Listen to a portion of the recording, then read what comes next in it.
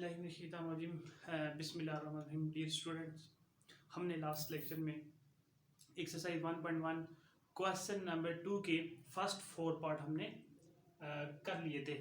आज हमने इसका लास्ट यानी कि सेकंड लास्ट का पार्ट करना। हमने क्वेश्चन नंबर 1 का question number exercise 1.1 question number 2 का 5th एंड 6th पार्ट हमने करना है बाय फैक्टराइजेशन मेथड से। तो पहले मैंने आपको ये बात बोली थी कि हम क्वाड्रेटिक इक्वेशन को 3 मेथड से कर सकते हैं, फैक्टराइजेशन से, नंबर 2 कंप्लीटिंग स्केयर से, नंबर 3 क्वाड्रेटिक फार्मूला से। तो ये हमारा फर्स्ट मेथड चल रहा है अभी बाय फैक्टराइजेशन मेथड। तो इस क्वेश्चन को स्टार्ट करते हैं। चलो let's see.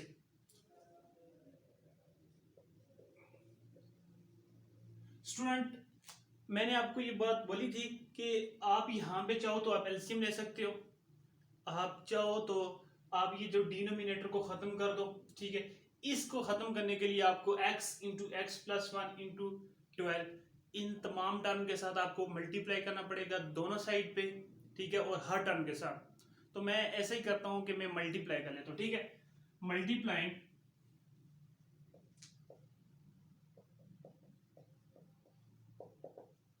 Multiplying by x into x plus 1, ठीक है, इंटू 12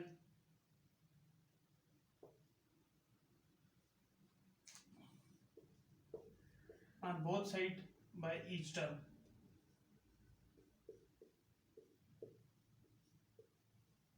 ठीक है जी, मैंने क्या किया, x into x plus 1 into 12 इसके साथ मैं क्या कर रहा हूँ, दोनों साइड पे मल्टीप्लाई करूंगा हर टर्म के साथ। चलो स्टार्ट करते हैं। ये 12 चूंकि कांस्टेंट है, कांस्टेंट को हम पहले लिखते हैं वेरिएबल के, तो इसको मैं पहले लिखूंगा x into x plus 1,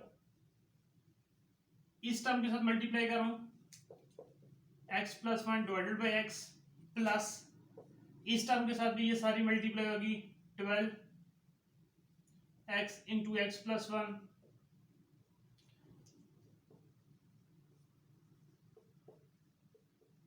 equal to ये 12 आपके पास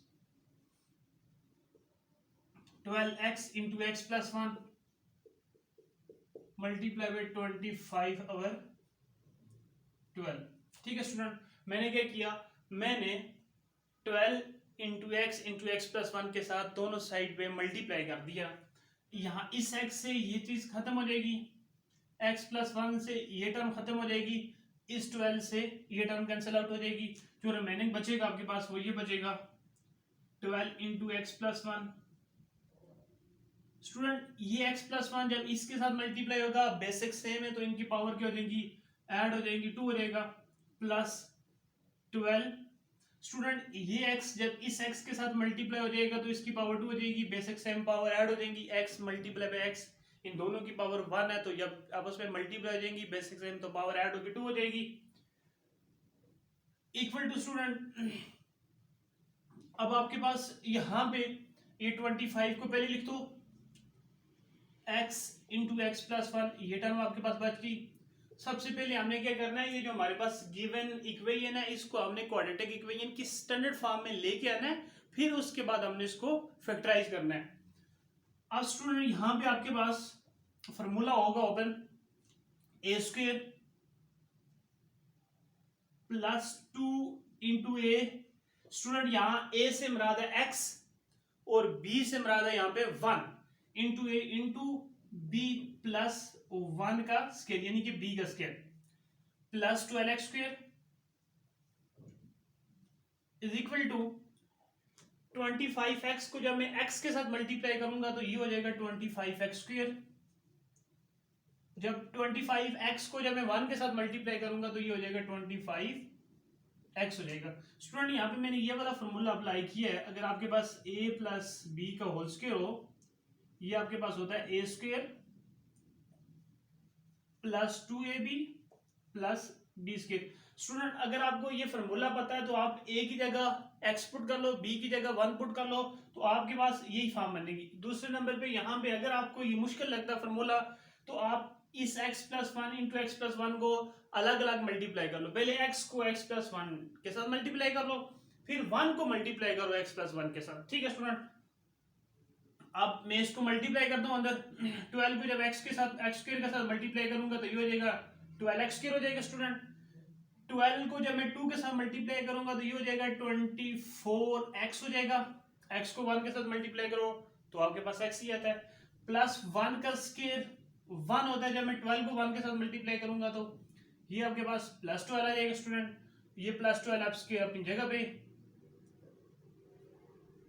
इक्वल टू आपके पास है 25x square.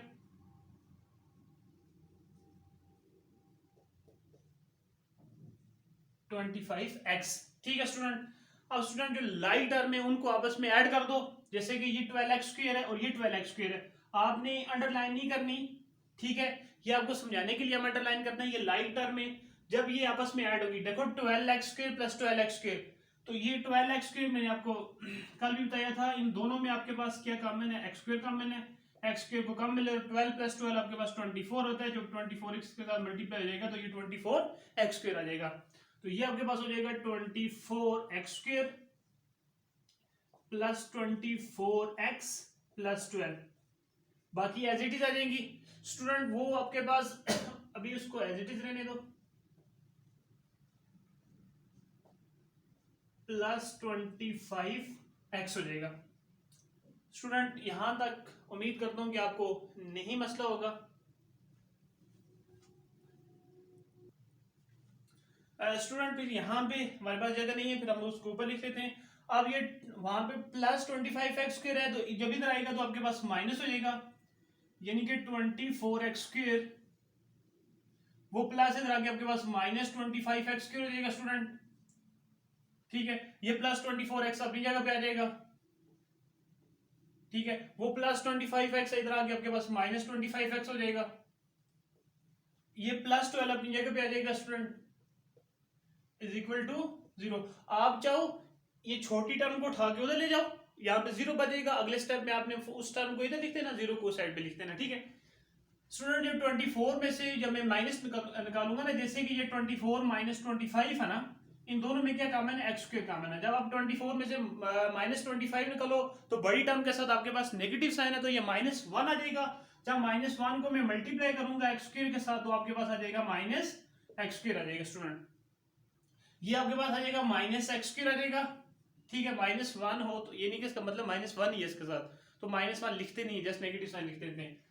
Plus 24x minus 25x, तो ये भी आपके पास -x आ जाएगा, plus 12 is equal to 0। Student मैंने कहा था कि जो आपके पास फर्स्ट टर्म होनी चाहिए उसके साथ नेगेटिव साइन नहीं आना चाहिए। अगर आपके पास नेगेटिव साइन आया, इसको खत्म करने के लिए या तो आप नेगेटिव को कम में लेते हो या आप -1 से नेगेटिव से मल्टीप्लाई कर देते दोनों साइड पे। तो मैं ऐसा करता हूँ कि -1 को कॉमन ले लेता हूँ। माइनस कॉमन लेने से क्या होगा स्टूडेंट, जो नेगेटिव होगी वो पॉजिटिव हो जाएगी, जो पॉजिटिव होगी वो नेगेटिव हो जाएगी। ये माइनस ही तो प्लस होगी, ये भी माइनस थी तो ये आपके पास प्लस होगी, ये आपके पास -12 आ जाएगा क्योंकि प्लस था, इज इक्वल टू 0। स्टूडेंट एक बात याद रखना, जो चीज आप कॉमन लेते हो ना उसको दोबारा मल्टीप्लाई करके देखना क्या वही फॉर्म बनती है। अगर मैं -1 को दोबारा मल्टीप्लाई करके देखता हूँ तो बिल्कुल हमारे पास जो से प्रीवियस टर्म है वही आपके पास, प्रीवियस एक्सप्रेशन है वही आपके पास बनती है। ये -1 ये यहाँ पे मल्टीप्लाई हो रहा है, वहां पे जाके 0 के नीचे डिवाइड हो जाएगा। 0 के नीचे कुछ कोई भी टर्म हो तो वो आपके पास 0 होती है। बेसिकली ये स्टूडेंट होता नहीं है, होता ये है कि हम कहते हैं कि -1 ये तो 0 के इक्वल है ही नहीं है, तो फिर हम इस एक्सप्रेशन को इक्वल टू 0 कर लेते हैं, फिर यहां से हम x की वैल्यू फाइंड आउट कर लेते हैं। तो ये हो जाएगा x square plus x -12 is equal to 0।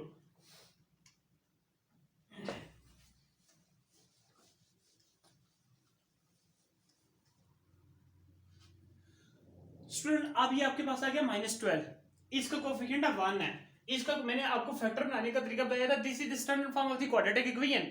तो ये क्वाड्रेटिक इक्वेशन की स्टैंडर्ड या जनरल फॉर्म में आ गई है। अब हम इसके इसके फैक्टर बनाएंगे। अब फैक्टर कैसे बनाएंगे इसको समझने के लिए मैंने कहा था जो भी आपके पास कांस्टेंट होगा उसको आपके पास जो x स्क्वायर का कोएफिशिएंट है उसके साथ मल्टीप्लाई करना। x स्क्वायर का कोएफिशिएंट इस टाइम 1 है, जब 1 को आप 12 के साथ मल्टीप्लाई करते हो -12 के साथ तो आपके पास क्या था -12 आ जाता है, चूंकि ये नेगेटिव साइन है। अब इस x को ये जो मिड टर्म है ऐसे ब्रेक करना है। अगर उन दो को आपस में प्लस या माइनस करो तो प्लस x आना चाहिए, उन दो टर्म के कोएफिशिएंट को मतलब आपके पास let's suppose 3x minus 4x coefficient से मुराद ये है, इस x का कोफिशिएंट -4 है, इस x का कोफिशिएंट 3 है। इन दो के कोफिशिएंट को आपस में अगर आप मल्टीप्लाई करो तो ये -12 आना चाहिए, उन दो को प्लस या माइनस करो तो ये चीज आनी चाहिए। स्टूडेंट आप 12 इसके जरा देखते हैं कि आपके पास फैक्टर क्या बनते हैं 12 के। एक तो आपके पास 1 को 12 के साथ मल्टीप्लाई करो 12 आता है, इसके 1 पहला फैक्टर मिल गया। दूसरा 2 को 6 के साथ मल्टीप्लाई करो तो 12 आता है आपके पास। तीसरा 3 को 4 के साथ मल्टीप्लाई करो तो आपके पास क्या था 12 आता है। बाकी वो रिपीट होना शुरू हो जाते हैं, आगे पे 6 2 आ जाएगा, फिर 4 3 आ जाएगा। स्टूडेंट अब देखते हैं क्या, अगर इन दो को मैं आपस में ऐड करता हूं, इसको या सब्ट्रैक्ट करता हूं, ऐड करता हूं तो 13 आता है, सब्ट्रैक्ट करता हूं तो 11 आता है, ठीक है। ये तो हमें नहीं रिक्वायर्ड ना, ठीक है स्टूडेंट। अगर स्टूडेंट इस दो को मैं आपस में ऐड करता हूं 8 आता है, 6 + 2 8 आता है। अगर मैं इनको आपस में क्या करता हूं माइनस करता हूं, सब्ट्रैक्ट करता हूं तो मेरे पास क्या आता है 4 आता है। ये भी फेल हो गया क्योंकि यहां पे मुझे x चाहिए।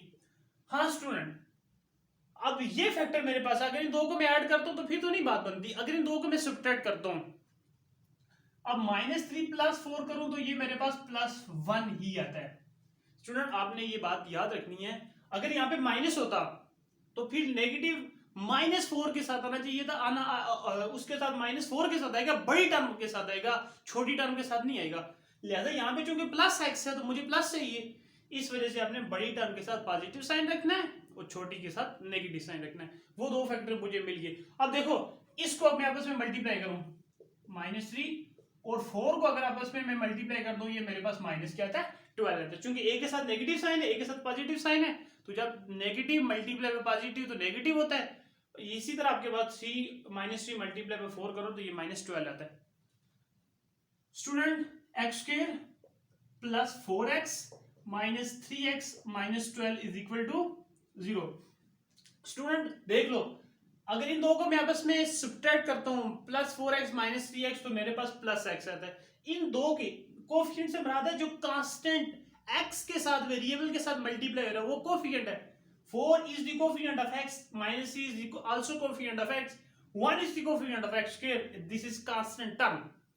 स्टूडेंट इनमें कॉमन क्या है, इन दोनों में देखूं तो ये x कॉमन है, ठीक है। तो यहाँ पे x + 4 आ गया, ठीक है। चूंकि x² है तो आप x² को लिख सकते हो x.x, ठीक है। तो आप इसमें x की पावर 2 थी तो एक काम, जिसमें जब मैंने कॉमन ली तो एक आपके पास अंदर x की पावर 1 बच गई।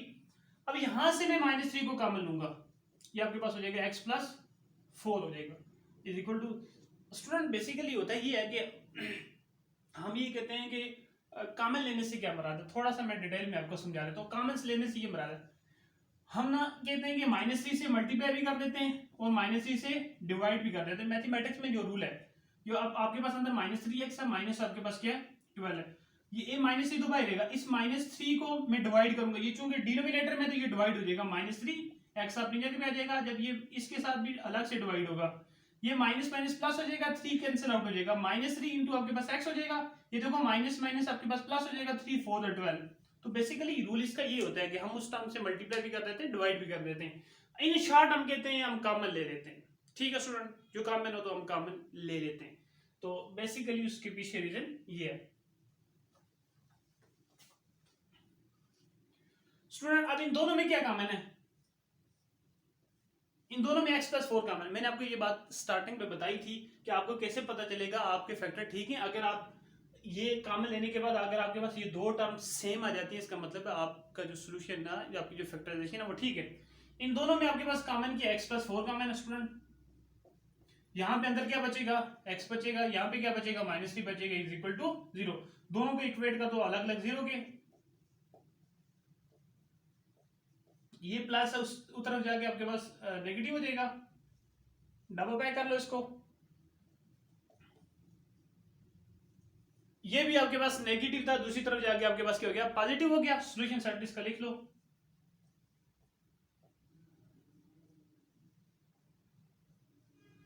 -4 3 is the solution set of the given equation। ये आपके पास दो रूट आ गए, सॉल्यूशन सेट में आता है मोर देन वन आंसर, ठीक है, more than one root of the given equation.